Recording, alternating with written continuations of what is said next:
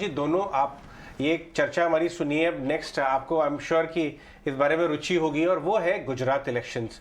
बहुत अहम है, आप दोनों मार्केट पार्टिसिपेंट से बताने की ज़रूरत नहीं क्यों बाजार गुजरात इलेक्शन की तरफ नज़र डालेगा।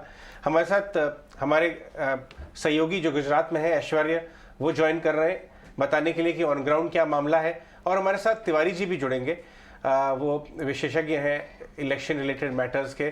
पहले ऐश्वर्य से जान लेते हैं, उसके बाद अमिताभ जी के पास जाएंगे। ऐश्वर्य, बताइए ऑन ग्राउंड कैसा माहौल है? आप तो सब तरफ बातचीत कर रहे होंगे।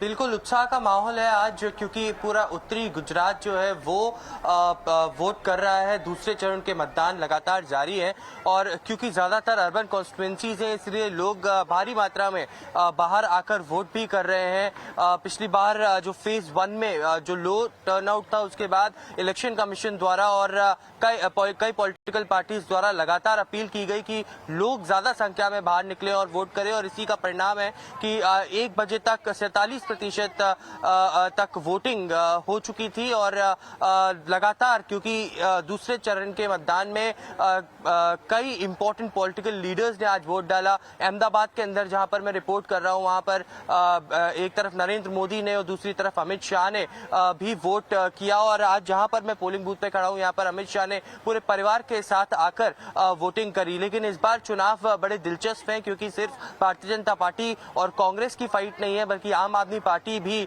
इस बार मैदान में है। और कई छोटी छोटी पार्टियां जो छोटी छोटी सीट्स पर लड़ रही है, AIMIM 13 सीट्स पर भी लड़ रही है, तो वो भी एक इम्पोर्टेंट फैक्टर है चुनावों के परिणाम पर। अब लगभग 3 घंटे का समय और बचा है जब की वोटिंग खत्म होगी, लेकिन आज के मतदान से यही नजर आ रहा है कि ज्यादा टर्नआउट हो सकता है। और जो फेज 1 में हुआ है, उसका अगर टोटल करेंगे तो पिछले इलेक्शंस के कंपैरिजन में कहीं ना कहीं बराबर आकलन उसका होगा। लेकिन भारतीय जनता पार्टी इन चुनावों में, क्योंकि डायरेक्ट प्रधानमंत्री नरेंद्र मोदी और अमित शाह की जो रोड शोज और रैलियां हुई हैं, और जो सबसे बड़ा रोड शो जिस अभी तक हमने अहमदाबाद के अंदर प्रधानमंत्री का देखा था, उसके बाद किस तरीके से वो वोट पर कन्वर्ट होगी, ये देखने वाली दिलचस्प बात होगी। क्योंकि कांग्रेस का थोड़ा सा कम रोड शोज और रैलीज इस बार गुजरात चुनाव में देखने को मिली है। भारत जोड़ो यात्रा राहुल गांधी की एक तरफ चल रही है और उसमें वो तमाम कार्यक्रमों में बिजी हैं, लेकिन कांग्रेस ने डोर टू डोर कैंपेनिंग करके तमाम लोगों तक पहुंचने की कोशिश करी। और उनका जो स्ट्रांग होल्ड, जहां पर उनकी दावेदारी मजबूत है, वहां पर क्या दोबारा वो जीत दर्ज कर पाते हैं, ये भी एक देखने वाली बात होगी। और वहीं तीसरी और आम आदमी पार्टी की तरफ से लगातार अरविंद केजरीवाल गुजरात आते रहे हैं, और कई रोड शोज, कई रैली, कई कैंपेनिंग उन्होंने करी है। और उनका साफ तौर पर मानना है, और आज उन्होंने उनके ट्विटर हैंडल से एक पोस्ट भी हुआ है, परिवर्तन, और इसी पर वो आगे पूरा कैंपेनिंग को लेकर बढ़ रहे हैं कि इतने सालों से जो भाजपा की सरकार है उसको परिवर्तन करना है, आम आदमी पार्टी को गुजरात के अंदर लाना है, और फ्रीबीज जितने भी है, क्योंकि उनके मैनिफेस्टो में free electricity, free health care system और तमाम जो फ्रीबीज के वादे हैं वो उन्होंने गुजरात की जनता से किए हैं, और दिल्ली मॉडल को गुजरात के अंदर पेश किया है। तो बड़ी दिलचस्प लड़ाई कई तमाम पार्टीज के बीच में है। लेकिन देखने वाली बात होगी कि जो 27 सालों से भारतीय जनता पार्टी की सरकार गुजरात के अंदर है, वो दोबारा रिटेन कर पाती है या नहीं, क्योंकि बड़े जो लीडर्स हैं इंक्लूडिंग अमित शाह, वो ये साफ तौर पर कह रहे हैं कि अपना ही रिकॉर्ड अभी तक का भारतीय जनता पार्टी इस बार गुजरात के चुनावों में तोड़ने वाली है। ऐश्वर्या, बहुत बहुत शुक्रिया, आप काफ़ी मेहनत कर रहे हैं, बहुत बढ़िया रिपोर्टिंग कर रहे हैं आप पूरे नेटवर्क पे। शाम को जब आप फ्री हो जाएं तो आप ढोकले और जलेबी खाने जरूर जाइएगा अहमदाबाद में, छोड़िएगा मत ये मौके इसी बहाने।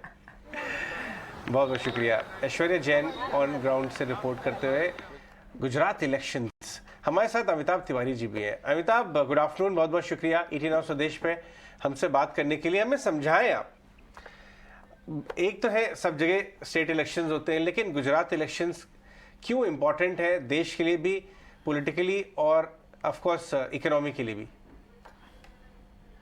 गुजरात इलेक्शंस इसलिए इंपॉर्टेंट है क्योंकि ऑफ कोर्स प्राइम मिनिस्टर और होम मिनिस्टर जो टॉप 2 लोग हैं हमारी सरकार में, उसमें वो इसी स्टेट से आते हैं। दूसरी बात, लोकसभा चुनाव जो है वो 2024, इसके बाद इस रिजल्ट के बाद से लोकसभा चुनाव का जो है वो मोमेंटम जो है वो धीरे धीरे बनना शुरू होता है।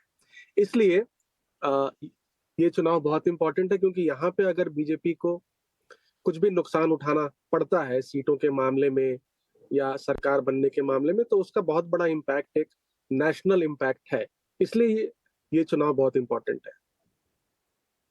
कौन से ऐसे मुद्दे हैं तिवारी जी जिनके ऊपर वाकई में जो वोटर कम्युनिटी है वो वाकई में टिल्ट करेगी? एक तो होते प्रोमिसेस, एक होते डिलीवरी, लेकिन आपको हिसाब से वो कौन से ऐसे फैक्टर हैं जिनके ऊपर वाकई में वोटिंग होगी? देखिए, इश्यूज पे ज्यादा वोटिंग होती नहीं है क्योंकि इस बार इशू लेस इलेक्शन है। इन दैट सेंस कोई खास इतना बड़ा मुद्दा नहीं है। पिछली बार 2-3 सामाजिक आंदोलन थे, एक पाटीदारों का आंदोलन था, एक ठाकुर समाज का आंदोलन था, दलितों का भी आंदोलन था, ऊना इंसिडेंट था। तो इस बार उतने इश्यूज नहीं है। हालांकि आम आदमी पार्टी ने जरूर कोशिश करी है कि गुजरात के मॉडल को कहीं ना कहीं एक्सपोज करें। मोरबी इंसिडेंट भी अनफॉर्चुनेटली हुआ है, तो उससे कहीं ना कहीं मॉडल के ऊपर क्वेश्चन मार्क जरूर शुरू हो गया है। लेकिन मुझे लगता है यहाँ पे 3 चीजें ही जो इम्पोर्टेंट है। एक है हिंदुत्व, H&M मॉडल है यहाँ बीजेपी का एक्चुअली, H&M स्टोर जो होता है। तो हिंदुत्व, नेशनलिज्म और मोदी, इन तीनों के ऊपर ही जो है चुनाव जो है इर्द गिर्द उसके ही घूमता है। बढ़िया। हिमाचल इलेक्शंस के ऊपर भी पूछना बनता है एक बार तिवारी जी, वो कितना इंपॉर्टेंट है? देखिए, हिमाचल का नेशनल इम्प्लीकेशन तो ज्यादा नहीं रहने वाला है क्योंकि वहां से कुछ भी कह लें अब 4 सीटें ही आती हैं और वहां हर 5 साल में सरकार बदलती है, छोटा राज्य है। तो यहाँ पे इस बार हमने देखा है कि बीजेपी को वहां पे काफी रेबेलियन फेस करना पड़ा है। लगभग 18 या 21 सीटों पे उनके रेबेल्स खड़े थे। तो लेकिन हमने ये भी देखा है कि उत्तराखंड में भी हर 5 साल में सरकार चेंज होती थी, लेकिन वो ट्रेंड ब्रेक हुआ था। छोटे राज्यों में कहीं ना कहीं मोदी फैक्टर जो है वो अन्य बड़े राज्यों के कंपैरिजन में ज्यादा काम करता है। इसलिए अब देखना पड़ेगा कि वहां पे क्या रिजल्ट आता है। कांटे की टक्कर तो है, देखते हैं क्या होता है।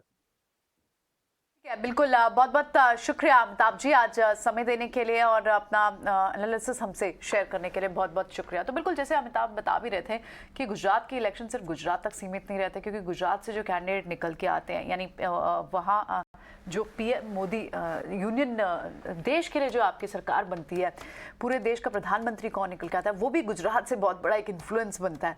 तो इसलिए भी ये इलेक्शन, ये स्टेट के इलेक्शन बहुत इंपॉर्टेंट होते हैं, इस पर नज़र होती है। और ब्रांड मोदी तो खैर बहुत बड़ा एक वर्चस्व है पूरे बीजेपी के लिए भी। हमारे साथ श्रीकांत और राजेश भी दोनों हैं।